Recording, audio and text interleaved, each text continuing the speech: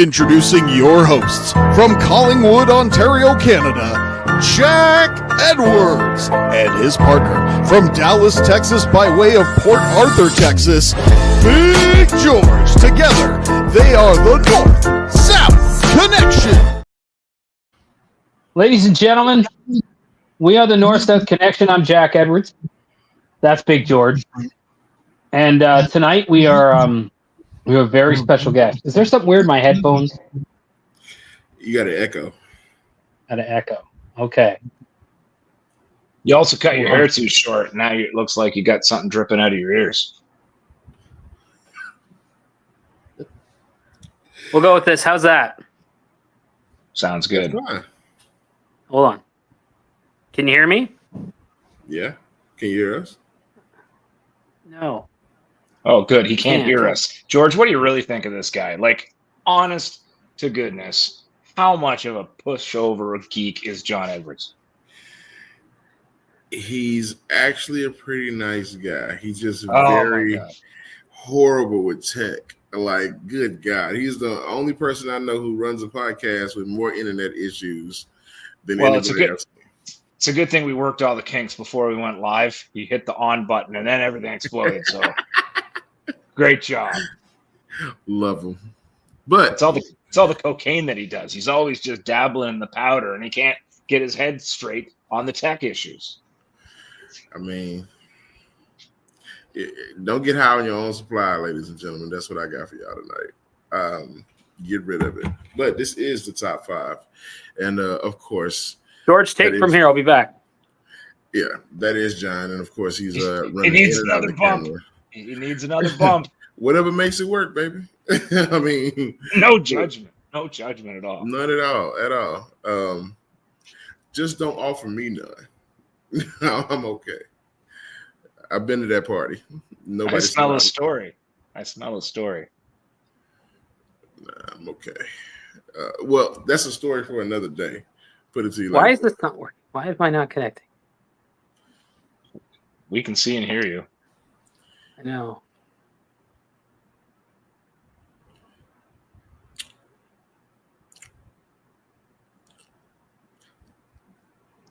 We're losing viewers by the dozens every 5 seconds. This is okay. I'm going to try and sneak out of here and fix this. Sure. However I do that. You take over. I'll be back. Well, the podcast just got 33.3% better. Well, ladies and gentlemen, Big George, as usual, we're here to talk wrestling tonight. We have a special guest with us from one of our previous shows, Asher Benjamin. Snap! Don't clap, George. You should know by now. This is the cheap. Hold on, this is the cheap podcast, so we gonna clap like we got a real audience in this motherfucker somewhere.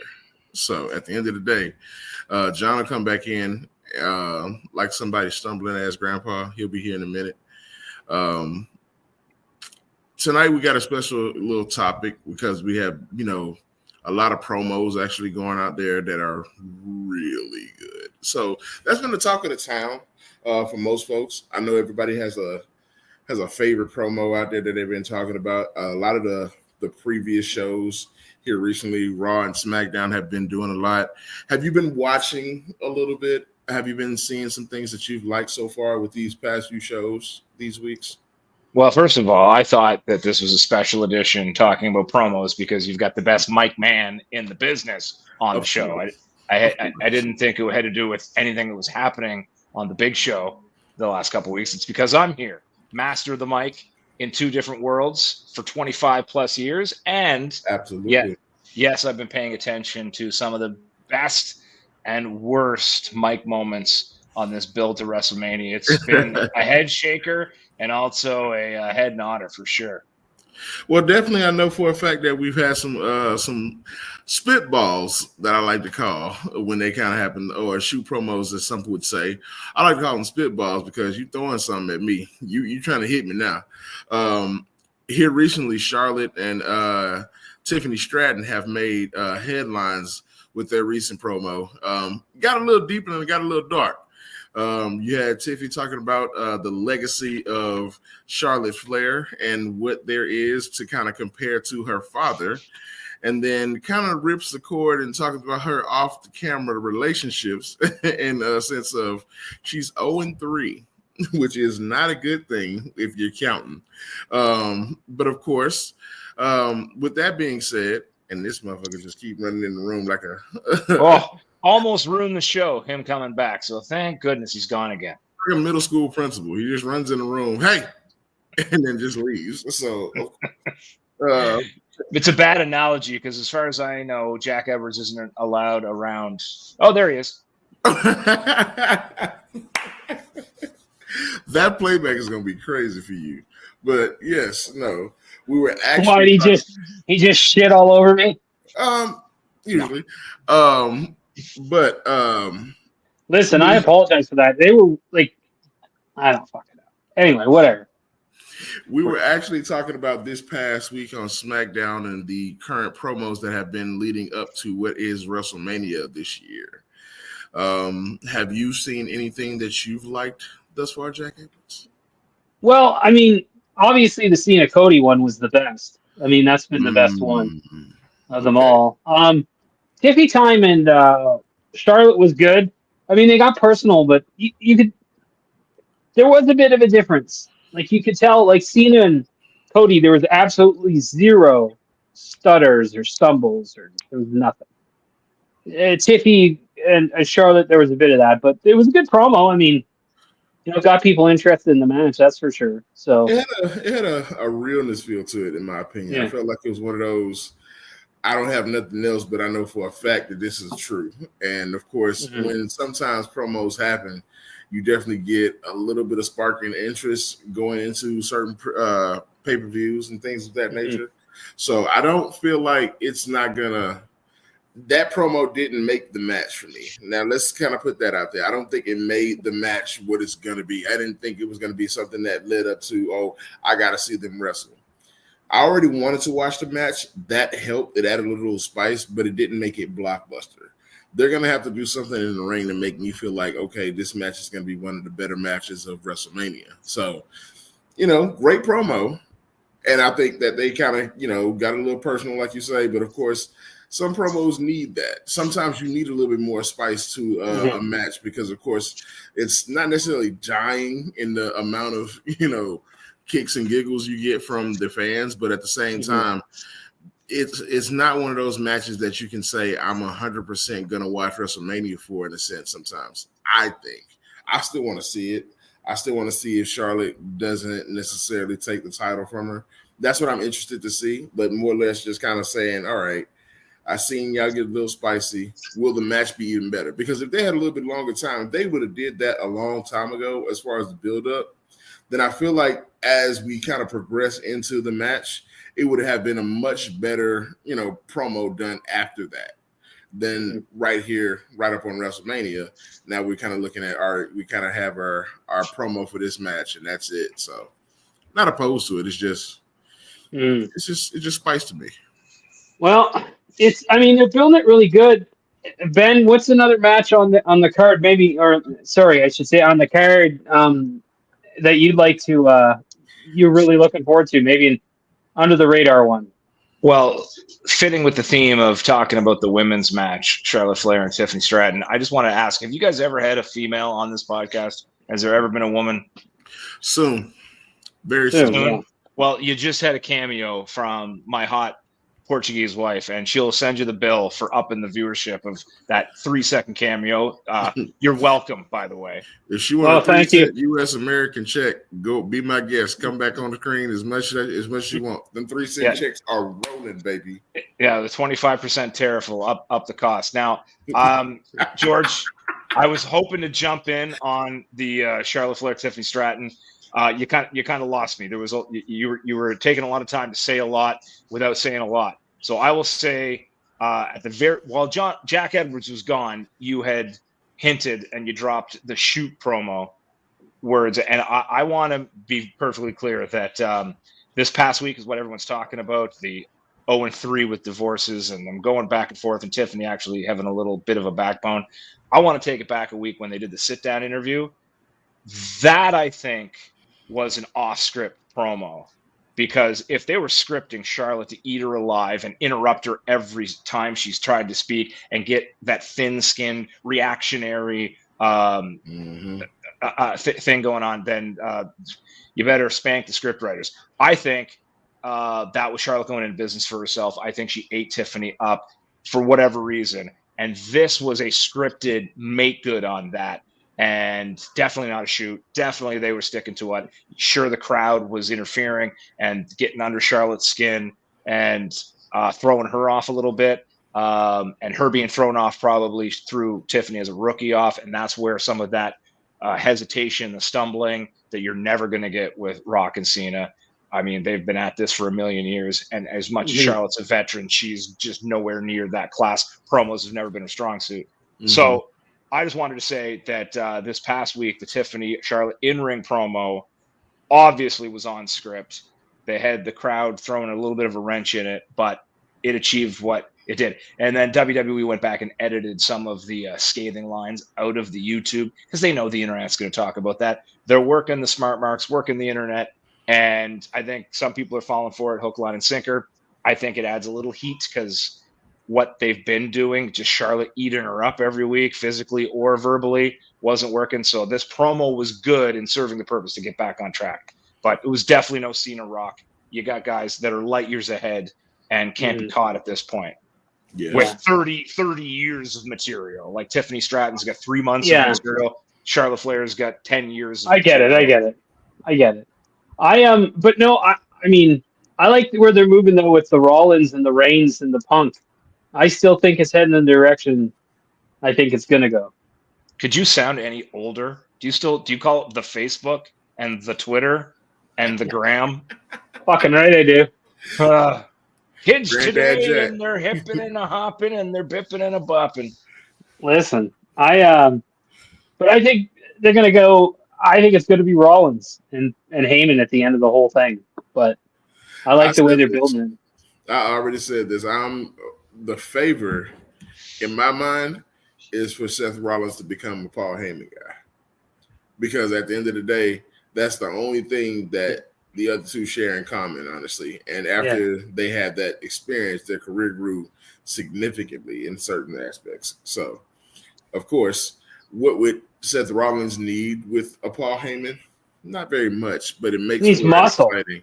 Exactly. It's not. It makes for an exciting future as far as what happens going forward. So I think he needs a spark. I think Rollins, and I think they want to cheer the other two, but I think that's going good. I'm happy to see Jacob Fatu on the card in any way. I think he wins the U.S. title and then dumps. You're just skipping ahead and getting all over the place before I can weigh in with.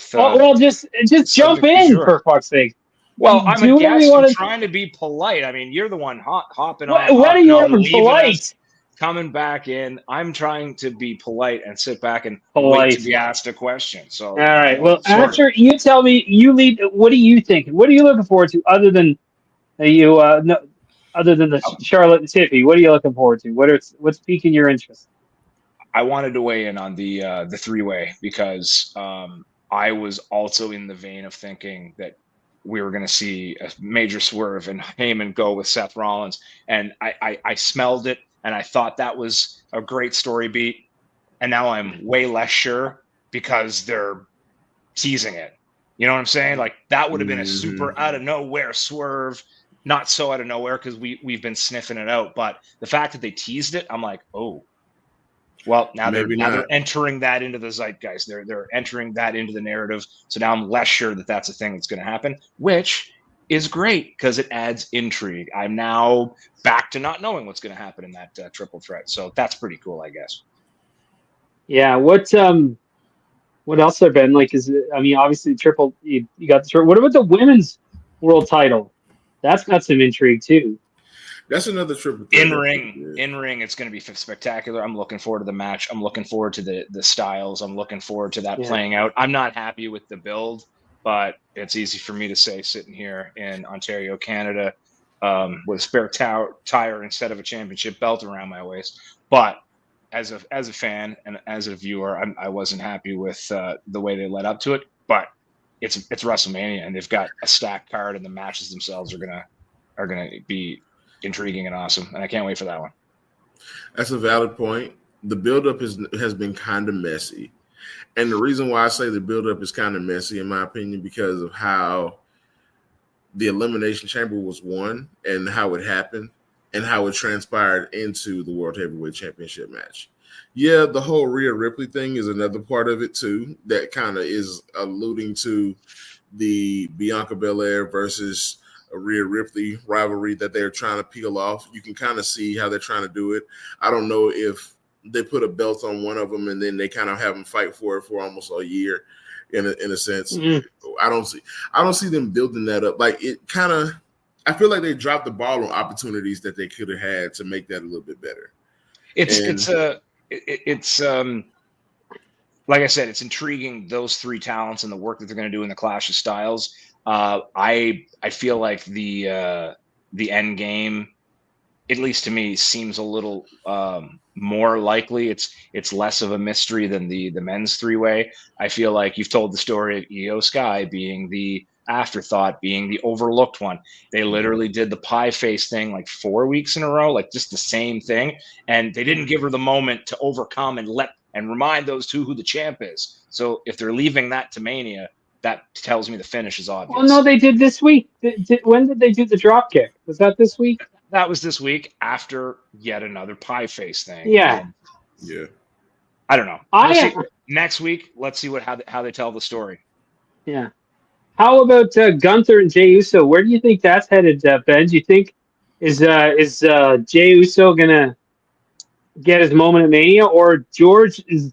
I think you're more of the thinking too that it's going to be the Triple H Reign of Terror type thing. It's the Reign of Terror Part 2. I've got some strong opinions after this week's Monday Night Raw, and after last week, and a lot of people were pointing out that Jey really didn't sell like his brother being destroyed.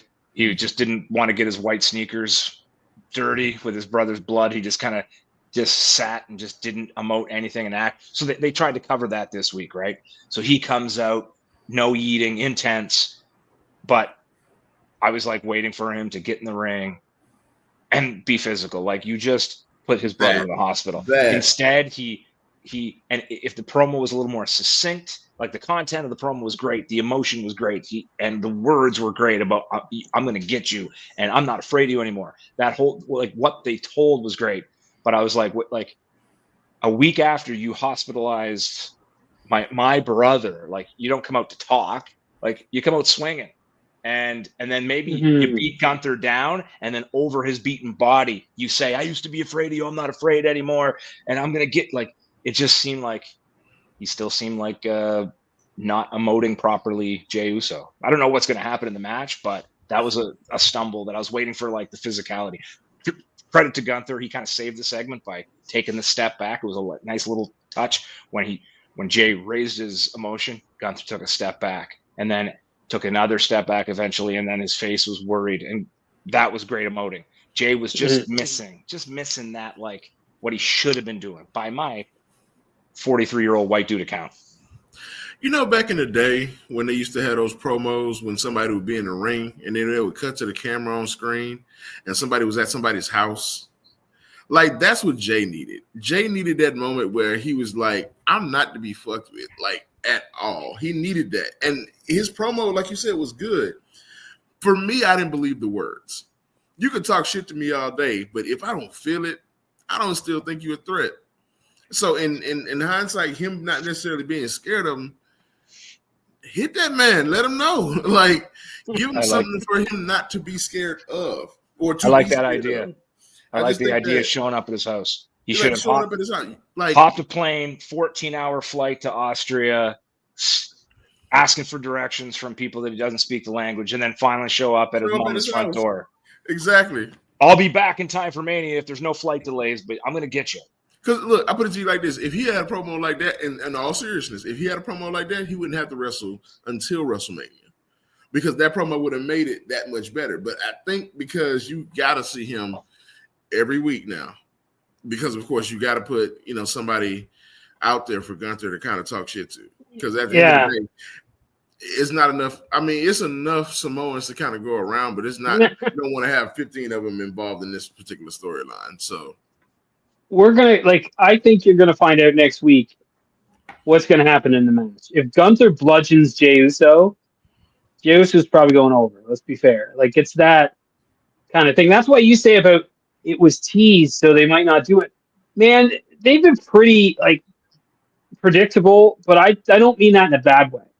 They've been pretty smart. Sometimes you got to do the obvious path. You got to remember, they got younger kids who may not always get the nuance. I'm not saying kids are stupid at all, but some of the kids may not get the nuance of it.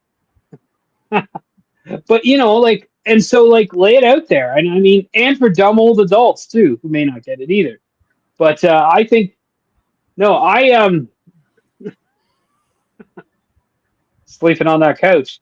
But I think that there's some steam heading into that, but I didn't watch the promo, so I can't really comment on it now. I like the segment where Gunther beat up Big Jim. So that was great. That was actually probably the best promo that they've cut together since they started their feud. Because there's always one promo that sits above, in my opinion, and that for them was that. Because that was it. Gunther zip tying that man to the ring and then just making him watch his brother get beat up for about 20 minutes was classic. And the thing for me was, Big Jim had the little slap, so he was trying to make himself feel like, I'm a big dude, I can handle myself. Gunther made light work of Big Jim. And that was crazy to watch him just get worked like that. Then Jey comes in the ring, he gets knocked out. In that segment, it showed me right there that Reign of Terror is a real ideal because, of course, in that very moment, I felt like if Jey wasn't zip-tied, it wasn't nothing he could do anyway. I felt like that. I felt like it was like, even if he was zip-tied, what you going to do, join your brother and be bloody? He's going to throw y'all both on top of each other and just kind of put his foot on y'all's back? What is that? That'd have been an amazing promo, but it'd have killed any momentum for that match. So, I don't know. I don't think it's out of the question that Gunther goes over. I mean, I don't think that's everyone's just assuming that Cena's gonna walk out of there, and I think that'd be but what's wrong with having both those guys? I mean, I don't think it's bad having two heel champions, especially with a guy like Gunther who you could just make him. But I mean, I honestly believe they're gonna do the moment with Jey Uso. So, Ben, what do you think? I hate going into the weeds like this because I generally, especially with WrestleMania, I like to sit back and watch and enjoy and just live in it in real time. But we're on a podcast 2 weeks before, so I have to have something to say. I think you can play the game of what happens on night one. We'll give you a little hint of what's going to happen in night two, and I think maybe that's what the genius of the triple threat men's match headlining night one. So you don't have the big Jey moment finishing the show and then going, well, that's not going to be the same scene at the end of night two. They can't do that twice. So there's what I think is going to happen, and there's the way that I would book it. And if, what are we, 2 weeks? If in the next 2 weeks, John Cena doesn't, as to steal Jack Edwards' idea, if he doesn't beat the crap out of R-Truth or attack Cody backstage and run him over, Hogan, Rock, ambulance, 18-wheeler style, he lost his heat because they got physical. Cody stood tall. So they got to stop talking. They got to stop doing that thing they've been doing for 3 weeks. So if Cena goes evil and does something dastardly and we see a side we've never seen before Mania, then I think Cody Rhodes could still find some wiggle room to go over. But if we don't see that, I wouldn't mind seeing John Cena go over by doing something evil. Maybe it's with The Rock's help. He comes out. Travis Scott finally can do something other than burn sage and be useful and, pull out a spike. I don't know. Something dastardly's got to happen for Cena to go over if we don't see it before then. Well, That's true.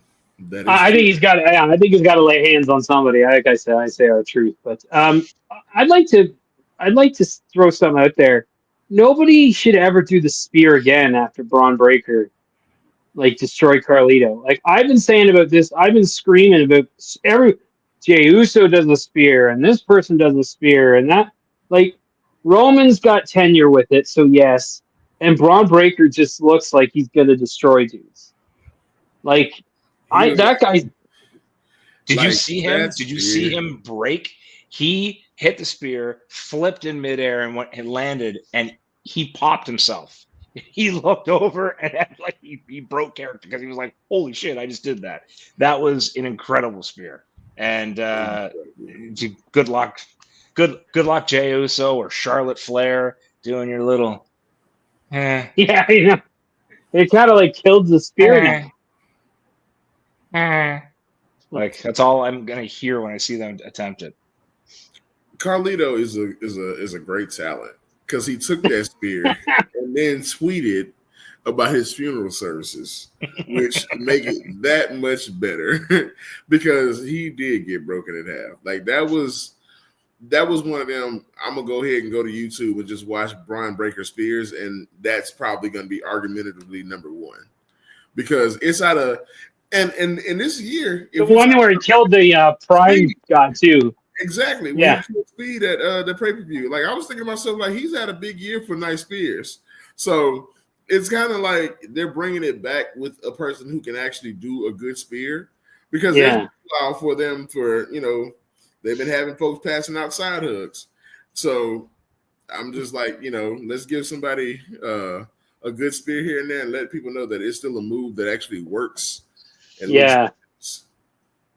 I like that four-way. I think that's going to be like just all action. I'm wondering if Dom comes out on top though. I'm pulling for Dom. I've already tweeted that. I was like, I'm thinking Dom is going to be the one that comes out on top on that because I can see Penta and Balor and Braun Breaker just duking it out, and Dom is going to get his sneaky punches in every now and again. But there's a part of that match where that live cheating still has to come out, and he's really good at that at the right time. So WrestleMania. I've always thought. Sorry, go ahead, Ben. Sorry, it's WrestleMania is typically the place where, like, the longer feuds get blown off and people get rewarded for a year's body of work. And Dom's year and his body of work and how he has gotten over as a dirty heel to the point where he's getting cheered now. So that moment is dangling. And I think we're all in agreement that Dom could pretty much come out with the belt at the end, and it's because it's going to be your reward for a year's body of work and for that moment. And he's going to come out of probably a babyface because Finn's going to not be happy and finish that story. But I'll leave you with that. That's my prediction. I think we're all on the same page. Yeah. Well, we all got off topic. We were talking promos, and I was like, be feeling honored because you brought the best mic man in the business to talk promos, and we haven't talked promos in 15 minutes. So, well, I'm getting out of here. I've had enough. Well, you have a good evening, Asher. Thank you for joining us. We appreciate it. We will snap. Don't clap. Yes, don't clap, snap, and to give me a couple extra snaps. You saw the glimpse of the Portuguese wife. She's waiting. Adios.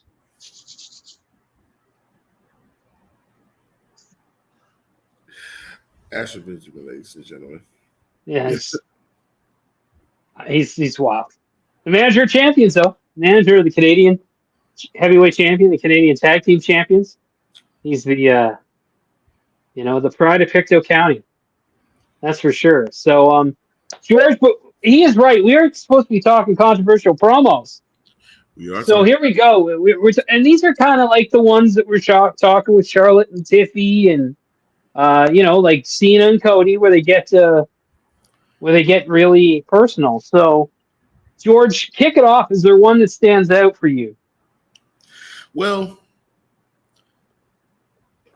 it's WrestleMania season, of course, and I'm not gonna go into a specific WrestleMania promo or anything like that. But John Cena has been making these promos for years, and it kind of comes down to, you know, which one is the one that you kind of pick out that kind of ruins something. So it's easy to kind of put into a certain promo, but I'm gonna take it a little bit further real quick. I'm gonna go Roman Reigns versus John Cena. When Roman Reigns was coming up, this was before the big dog. This was like him in that believe that phase, which I'm like, you know, I don't necessarily believe shit you talk about. His mic skills wasn't all there. And John Cena cuts a promo, and in the middle of the promo, it's called a promo, kid. Learn to cut one if you're going to be big. And it's just like, ever since that happened, they had to do something with Roman Reigns. I think that's the promo that kind of, you know, propelled his career mic-wise. Because ever since that happened, he couldn't speak no more. He couldn't go with, you know, the idea of, I can just, you know, allow my presence to be the thing that kind of works this whole promo. So I'm going John Cena and Roman Reigns first. Well, we got to get it out there. The pipe bomb is got to be on the list. I think speaks for itself. It's pretty much one of the more controversial promos in history. So I'm throwing that out there. Not much to talk about that, everybody. Not much to talk about that, very, very much at all. The pipe bomb was so iconic. I think that was kind of like, you know, one of those things that you really didn't know what you were watching until you realized, oh, that shit was real. No, that was definitely real. So, of course, the pipe bomb had to go up there. I think that's a no-brainer. And you could even kind of spin off of that with the John Cena and CM Punk feud that they did have for a while. Yeah. They had a couple promos there that were kind of risque, if you can even say that. I think that was one of the things that you kind of have to kind of put in mind in hindsight that, you know, CM Punk was another one of those, you gave him a mic and some shit was going to go down. So I think that was just kind of how some of those feuds back in the day kind of, you know, made it to where it was really actually worth watching the match. They made the match what it was supposed to be. I think that's a really good segue to that. But what's your next one? Cena and The Rock was good. Yeah, I would like to say that this is not a Cena countdown by any means, but he has some of the best promos, and it just so happens that everybody tries to out promo him whilst promoting him, and he does it every time where he takes it a little bit crazy on him. In this particular case, this is when The Rock wrote his lines on his hand, and then whoever the cameraman is, God bless that man, takes a shot of his hand and is actually writing on it. And then you look at Cena and it's just like, okay. Okay. So it's just like you kind of have to understand that, like, John Cena is not only just a great promo, but he's going to take it a little bit personal. He's going to draw up the best out of his opponents too. So I'm going, you know, John Cena and The Rock there. I'm going to go off the way, but I like Joey Styles. Remember Joey Styles promo? Yes. Yeah, I gotta throw it up there. I think he did a great job. I'm sure it was gone over in the back, but he made it seem real. He made it seem like he was literally fed up with the entire business. And I was like, watching him actually come in and be a little bit objective was actually perfect. Yeah. On several different occasions, actually. No. I think that's a great pick to kind of put in. I think you gotta have to look at it like you don't really understand exactly how good that shit was until you actually go back and watch it. Yeah, it was. I thought it was good. And we got a fifth one. We got to throw one in there. And I think it should be Cena versus Cody Rhodes. I mean, when you talk about controversial promos and like shoot style promos, that's as good as there's ever been. I mean, Paul Heyman and Vince McMahon had a couple. They had a promo. with him and Vince, Yes, yeah. Okay, I'll take that one too. I'll take Paul Heyman and Vince McMahon. Yeah, that's a good. Where he said, "I'm a promoter, and you do the same thing." Yeah. Yes, exactly. Like So, Paul Heyman is a great promo too. He's he's fantastic. One of the best ever. He can bring tears to your eyes. Him and Cody can do some magic. If they start talking about old Dusty and how things went back in ECW and things like that, like it gets to be a little bit more of a curtain jerker at that particular point, and everybody is listening to the story at that point. Yeah. So I'm going Paul and Vince. That was crazy. So we got the list. Let's start putting together this top 5, George. I think 5 is Roman and Cena. Okay. Yeah. I'll take at 4.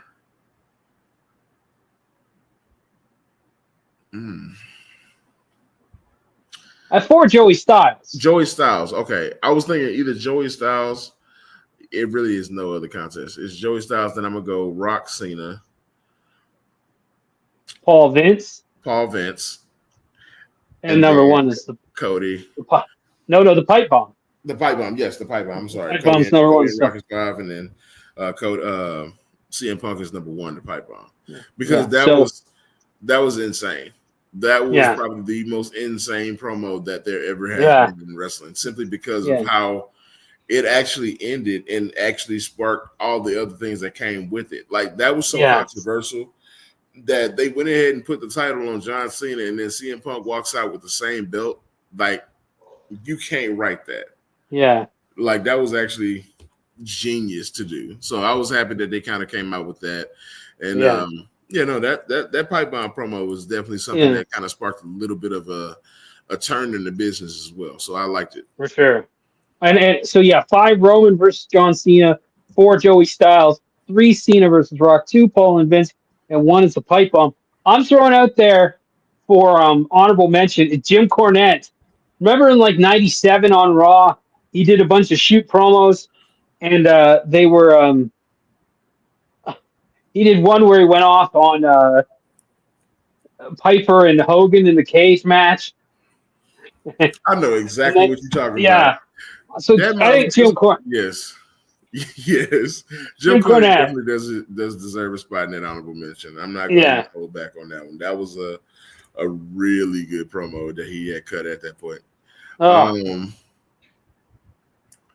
Maybe, and this kind of goes back to the early Vince McMahon and Ric Flair stuff when I think Rick was running Raw and Vince was running SmackDown. Yes. They had a couple promos in there that were actually really, really good. And there's the one where Flair's like, in his face, who are you to tell me?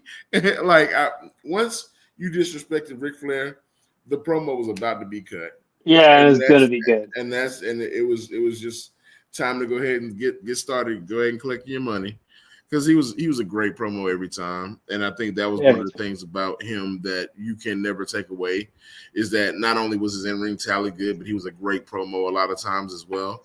I mean, some of the greatest promos in the world people quote in other sports because of and how great he was. So I always say Ric Flair deserves a spot when we talk about promos. Yeah, that's definitely a great one. So I liked Paul Lee did his one at the ECW One Night Stand. Mm-hmm. So I'd have to put that one on there. I thought that was good. I thought that was a real good one for WWF when he did that. And Rob Van Dam had a good one that night too. Yeah. So there were a couple good ones. So George, what else we got for the honorable mention?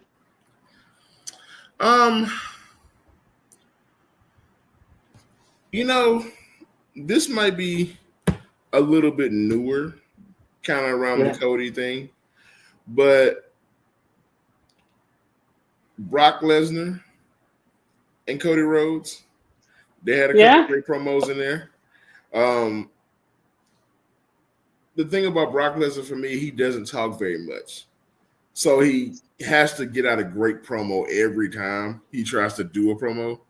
So him in that particular promo actually talking about Cody and how he really doesn't rank up to him and how all, just disrespecting Cody the entire night. The thing about Brock was it was like very minimal words mean a whole hell of a lot. Simply because it's like, he's going to do it. He's going to fuck you up.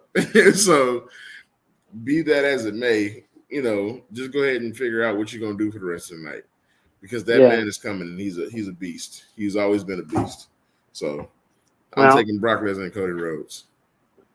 No, I like it. I like the list, and I mean, there's been some good promos coming up on WWE lately, and I think I like where WrestleMania is headed. I think it's going to be a good show, good both nights.